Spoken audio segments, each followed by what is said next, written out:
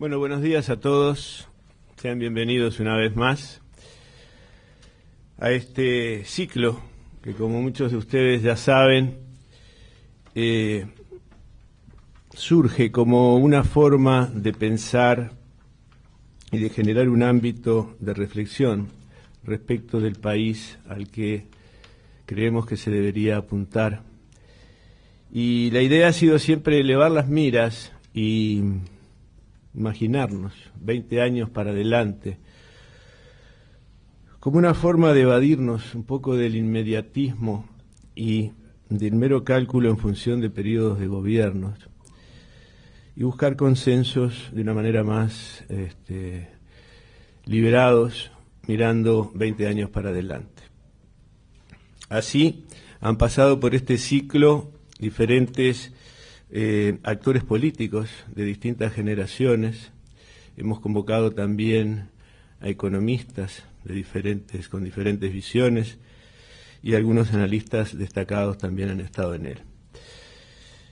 Como teníamos previsto, pensábamos que correspondía ahora que convocáramos a otro tipo de actores de nuestra sociedad, vinculados a actividades específicas a las que les asignamos singular importancia, relevante, como son los centros de estudios, tanto aquellos dedicados a la docencia como a la investigación. Y es así que estamos recibiendo hoy a 4 rectores de otras tantas universidades de nuestro país, a los que agradecemos especialmente su presencia hoy acá y su disposición a acompañarnos.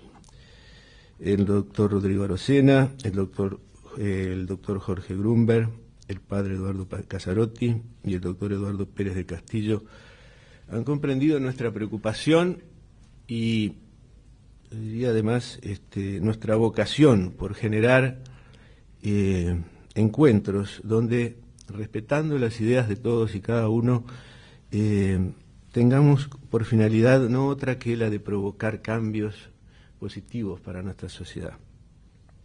La educación es para AGDE como una obsesión. Quienes la conocen a AGDE saben que es así, desde muchísimos años a esta parte. Y hoy más que nunca, porque estamos viendo un presente muy complejo, por calificarlo de alguna manera, y por la certeza de que ese presente seguramente tendrá una incidencia significativa en nuestro futuro. Por eso la convocatoria a estos connotados actores de la educación terciaria, y por eso también fuimos un poquito más allá de lo que habitualmente hacemos en este ciclo, en donde, como muchos saben, hacemos 3 preguntas, es lo que hemos hecho hasta ahora, a los expositores. ¿Qué Uruguay aspiramos a tener para el 2030 en la visión de cada uno? ¿Qué objetivos de mediano y largo plazo deberíamos plantearnos para llegar a ese país deseado? ¿Y en qué aspectos principales debería Uruguay enfocarse y lograr la excelencia para alcanzar esos objetivos? Esas eran las 3 preguntas. Pues bien, a nuestros invitados de hoy, además de dichas preguntas, le hemos agregado una inquietud adicional, que es ¿qué debería hacerse actualmente a nivel de la educación terciaria para viabilizar los objetivos a futuro que ellos mismos estén planteando? Somos conscientes que no es una pregunta fácil de responder, sobre todo porque se vincula a múltiples aspectos y dependerá del enfoque que cada uno le dé. Pero, por ejemplo, cómo se vincula la educación terciaria y el mercado de trabajo, un mercado que está cambiando rápidamente, vertiginosamente. Cómo acompañamos esas nuevas demandas de conocimiento, cómo logramos que haya sinergia entre la educación privada y la pública, cómo atendemos a las nuevas generaciones, cómo hacemos que las nuevas generaciones le encuentren sentido a lo que están haciendo adentro de las universidades, porque eso es lo que les va a permitir hacerlas propias. Cómo inculcamos valores, casi nada.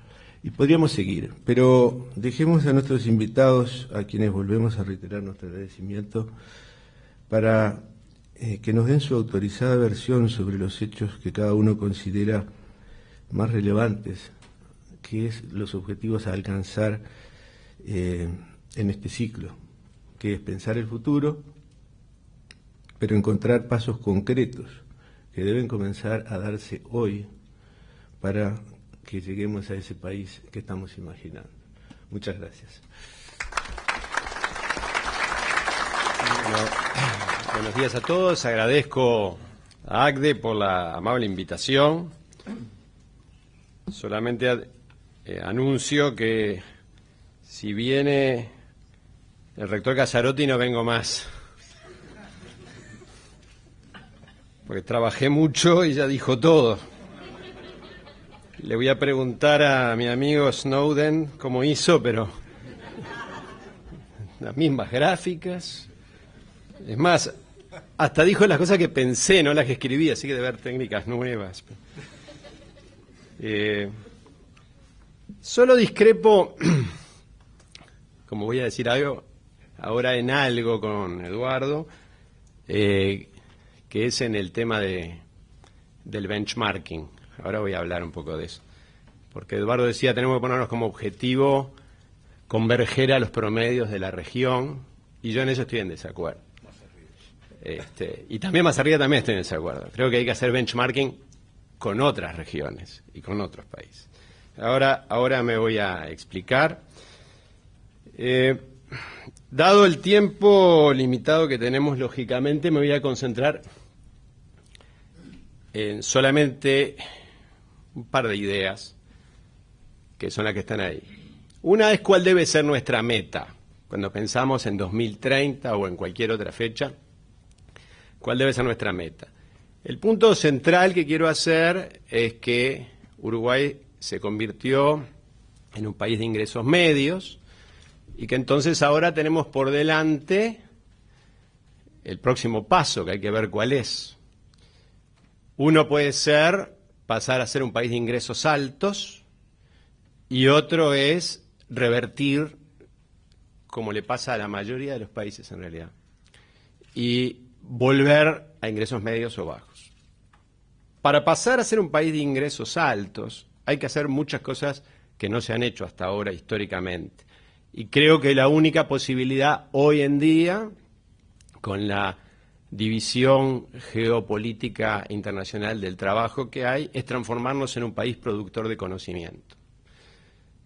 Si seguimos siendo un país productor y exportador de productos esencialmente primarios, y si seguimos atrayendo inversiones internacionales esencialmente primarias, no vamos a llegar a este objetivo de ser un país próspero. Ahora, para ser un país productor de conocimiento, hay algunos obstáculos formidables por delante, que son los que están ahí. Hoy no podemos alcanzar este objetivo. Con la infraestructura de conocimiento que tenemos hoy, no podemos alcanzar este objetivo. Yo voy a hablar solamente de dos cosas. Una es que estamos haciendo el benchmarking equivocado, que es a lo que me refería recién. Y después, bueno, algún comentario sobre el sistema educativo, que está en la tormenta perfecta, ¿no? O sea, tiene problemas a la vez de cobertura, de equidad y de calidad. Hay países que tienen muy baja cobertura pero alta calidad, hay países que tienen alta equidad con baja calidad. Nosotros hemos logrado entrar en la tormenta perfecta. Y después voy a comentar algo sobre qué reformas deberíamos hacer.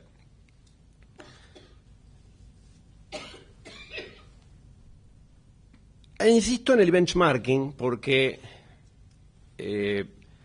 creo que, dado la historia de nuestro país, deberíamos compararnos con los países que han crecido más en las últimas décadas y no con los que han crecido menos.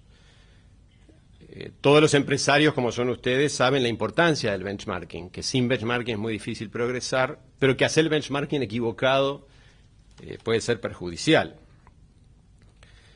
Nosotros tenemos, creo, que hacer algunos cambios culturales para poder ser un país de conocimiento.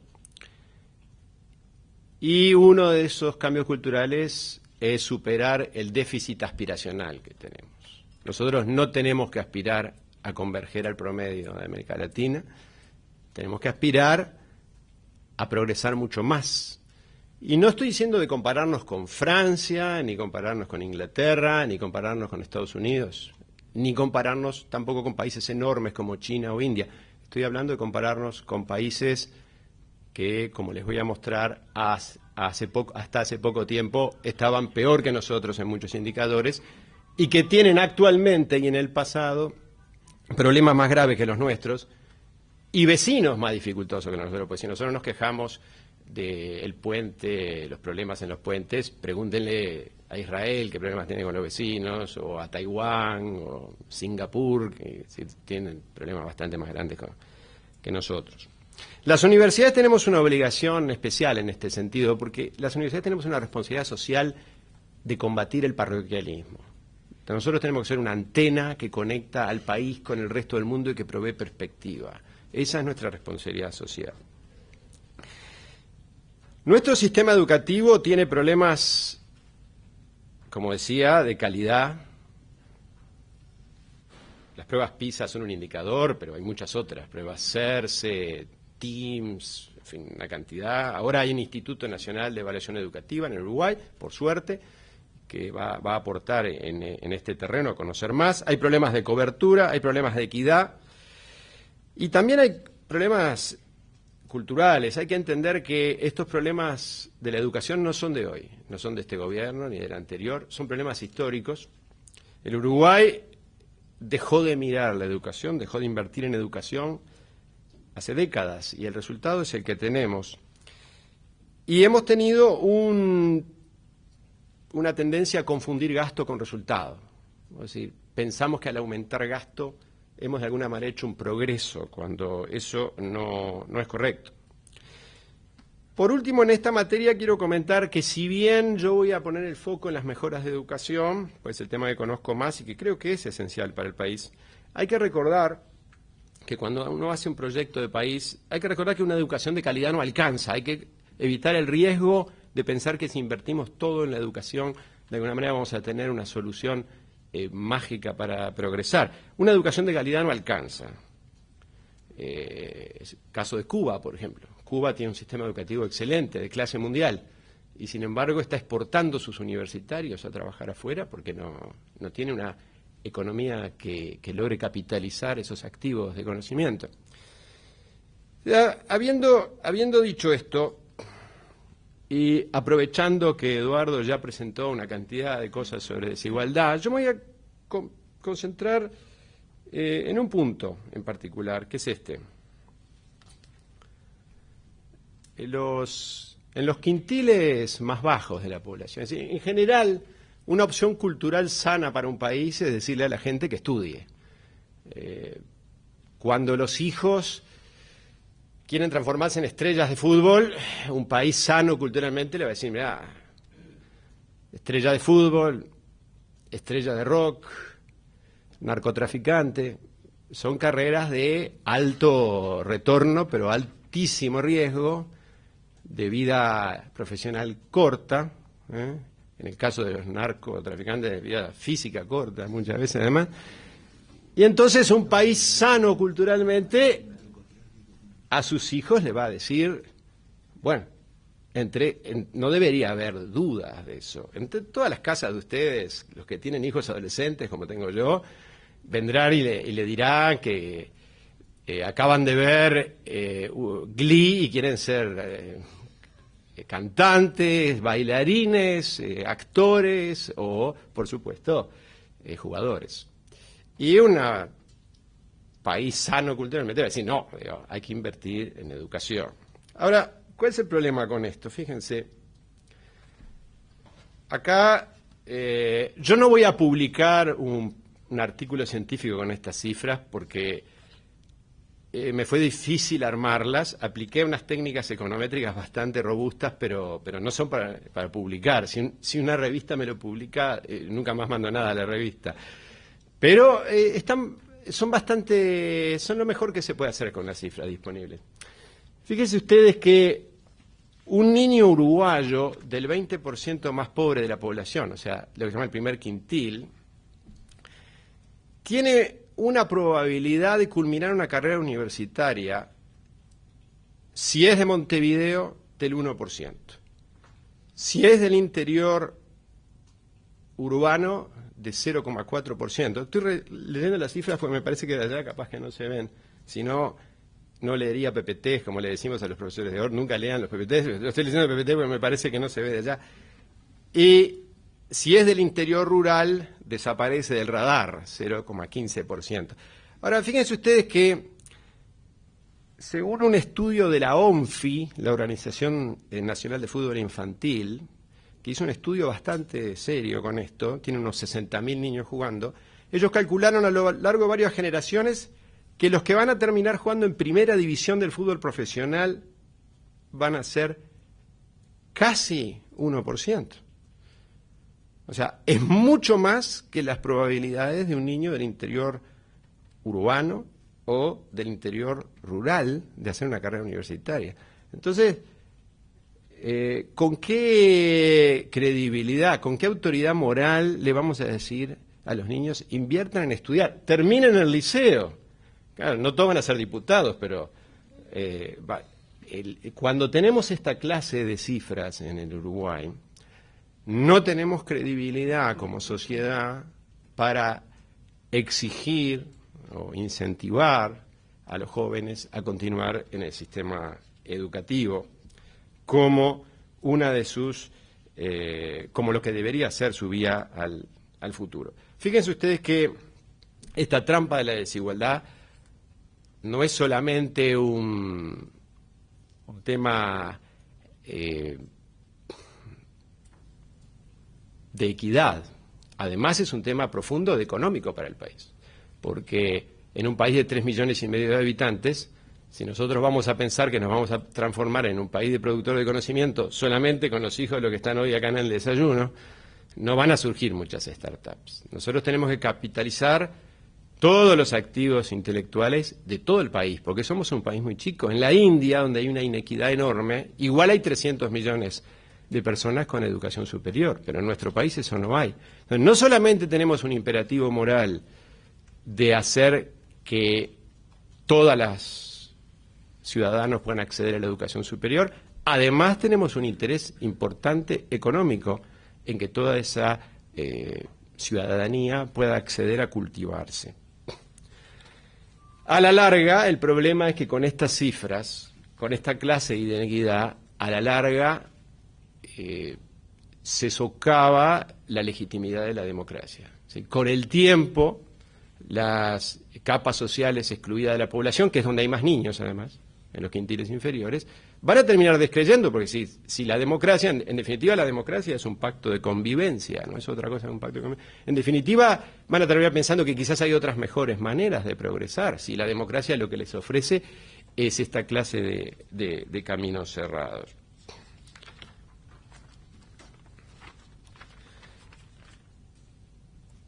Fíjense ustedes, esto bueno, ya se los mostró Eduardo, incluso hasta usó la misma palabra que yo, que es estancamiento.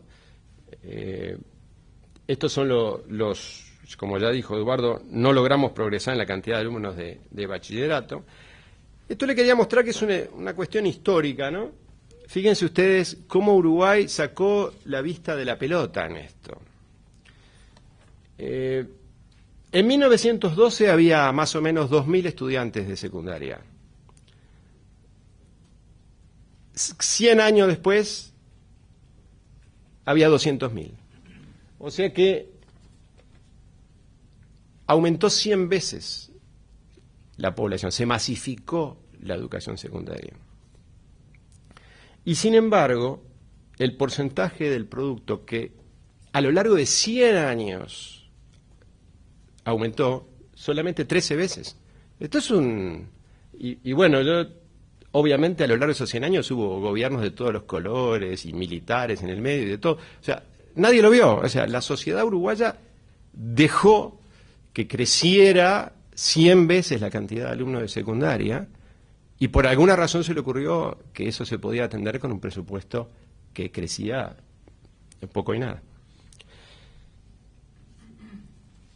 Fíjense ustedes en materia de desigualdad educativa, esto también lo mostró Eduardo, en los últimos 15 años no solamente se mantuvo la brecha, en rojo están los 20% más ricos de la población y en azul los 20% más pobres.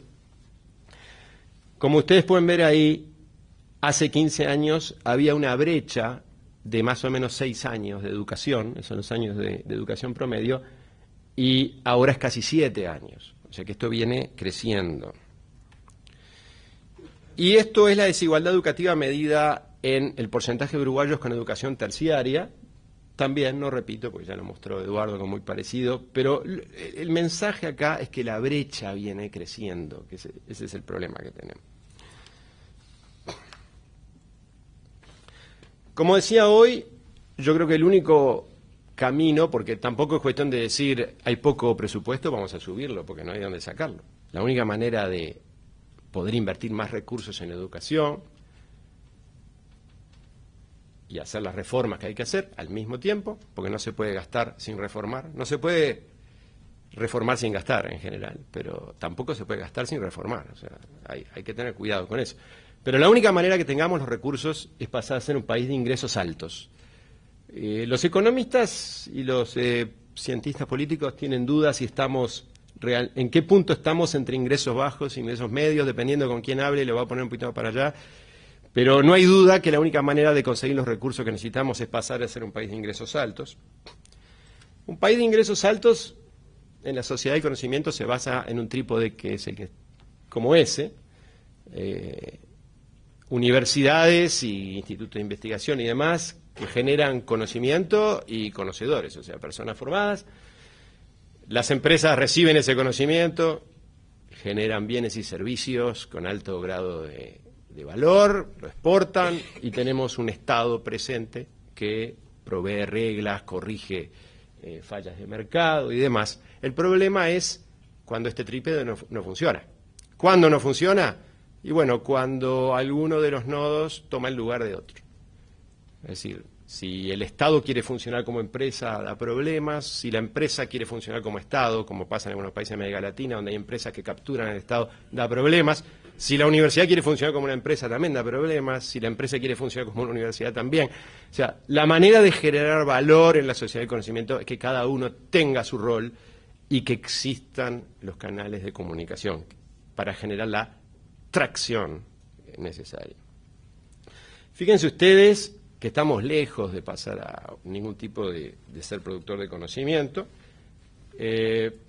Fíjense ustedes en la última década, las manufacturas de contenido tecnológico alto, las exportaciones de contenido tecnológico alto del Uruguay siguen estancadas y este es uno de los indicadores fuertes para eso. Y ahora, acá voy a mencionar mi discrepancia, voy a colorear mi discrepancia con Eduardo con relación al benchmarking.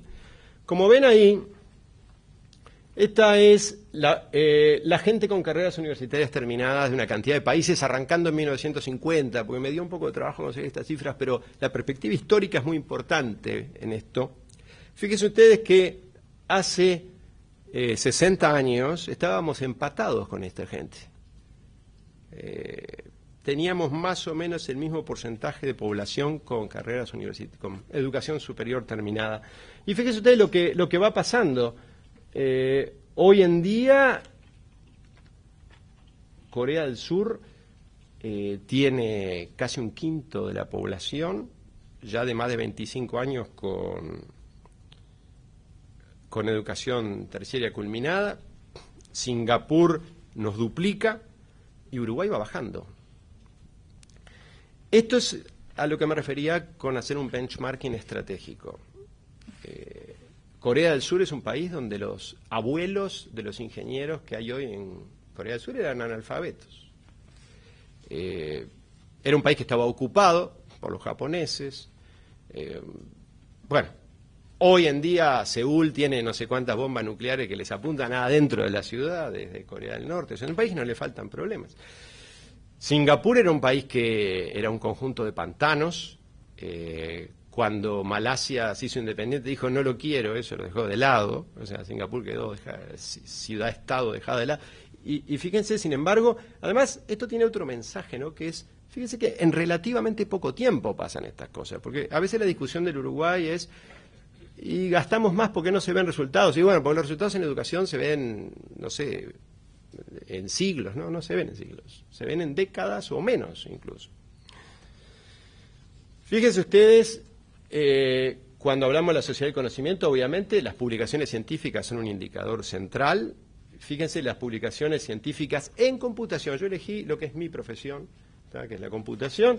Fíjense ustedes, en los últimos 16 años, Uruguay ha tenido un crecimiento decente, desde nada hasta 50, pero fíjense lo que pasa con demás países. Singapur tiene apenas un poquito más de habitantes que Uruguay. Fíjense, por ejemplo, en el último año en que hay datos, en matemáticas y ciencia de la computación, Corea del Sur otorgó 156 PhDs en computación. Uruguay otorgó 1. Israel 100. Para terminar, solamente quiero comentar esto. No hay atajos para progresar. O sea, hay muchas charlas que tengo, hay gente que dice, bueno, vamos a pasar a hacer una sociedad de conocimiento, vamos a crear 8 universidades nuevas, vamos a hacer esto y lo... No hay atajos, no hay manera de mejorar la educación cuaternaria. La educación cuaternaria está en el corazón de una sociedad del conocimiento. Una sociedad del conocimiento tiene su corazón vital en los doctorados, que es de donde salió Google, por ejemplo, una cantidad de empresas. Es decir, en el ecosistema que forman los doctorados, las universidades, las empresas, ahí está el corazón vital de una sociedad de conocimiento, pero no se puede llegar a una educación cuaternaria de calidad sin primero mejorar la terciaria. Y no se puede mejorar la terciaria sin mejorar la secundaria. Así que no hay atajos. Hay una cantidad de cosas que hay que hacer a nivel de la educación secundaria. A mí me parece que en la educación secundaria hay que hacer muchas cosas, pero la que yo haría 2 urgentemente. Una es un programa masivo de formación de docentes a nivel de maestría. Esto es un proyecto, yo lo escribí a pedido de alguna gente, lo presenté, y estamos hablando de un proyecto de formar 6.000 docentes en 10 años, que sería un antes y un después para la calidad educativa. No lo inventé yo, esto lo vi en Finlandia, fui allá a hacer un viaje de estudios y encontré cuál había sido la estrategia de ellos. Esto era parte de eso y por eso lo propongo para nuestro país. Sería un gasto de alrededor de 50 millones de dólares por año, que en el presupuesto de ANEP es apenas perceptible. Y lo otro que yo haría es eliminar el régimen de habilitación, permitiendo una flexibilidad muchísimo mayor de experimentación en los estudios secundarios, para que los jóvenes de las distintas partes del país, de los distintos intereses, puedan terminar la secundaria, haciendo que la secundaria, como sistema de servicios que es, se adapte a los intereses y capacidades intelectuales de sus usuarios, y no al revés. Hoy hay un solo modelo, un solo talle de zapato para toda la secundaria del Uruguay, y no hay que sorprendernos que 2/3 de las personas abandonan. A nivel terciario, hay mucho para hacer. Creo que tenemos que colaborar más entre las universidades. Las universidades uruguayas son todas muy chicas, incluso la universidad pública, como para competir a nivel internacional. Creo que tendríamos que trabajar mucho más juntos, compartir bibliotecas, compartir laboratorios de investigación, compartir infraestructura de Internet, que eso es algo que estamos haciendo desde hace años ya. Estamos ya compartiendo muchas cosas de infraestructura de Internet, pero podemos hacer mucho más. Traer profesores en conjunto del exterior para estar varios años en el país y demás. Creo que tendría que haber un crecimiento de los fondos competitivos para investigación. Esto es una de las cosas que hizo grande Estados Unidos después de la Segunda Guerra Mundial. Hasta la Segunda Guerra Mundial, el sistema universitario norteamericano no era el mejor del mundo, era el alemán. Y previo al alemán era el francés, y previo al francés era el italiano. Los sistemas universitarios cambian. El sistema universitario norteamericano se transforma en líder mundial después de la Segunda Guerra Mundial, entre otras cosas porque hicieron una gran reforma y todos los fondos de investigación, la gran mayoría de los fondos de investigación del país, en lugar de ser otorgados directamente, se hicieron en forma competitiva. Por eso surgen mucho más universidades y por eso además vienen muchos talentos de todo el mundo a trabajar en las universidades norteamericanas. Y creo que trabajar en el tema de la educación híbrida. Uruguay es un país ideal para hacer experimentación de educación online, permitiendo complementar educación a distancia online con los nuevos sistemas MOOC, especialmente con la educación presencial. Y después, bueno, todo eso puede llevar en un lapso de años no excesivamente largo a una educación cuaternaria que hoy en día en Uruguay es embrionaria exclusivamente, muy embrionaria, especialmente los doctorados en ciencias aplicadas en Uruguay cuentan con los datos de una mano, con los dedos de una mano. Así que bueno, muchísimas gracias, rezongo para Eduardo de vuelta.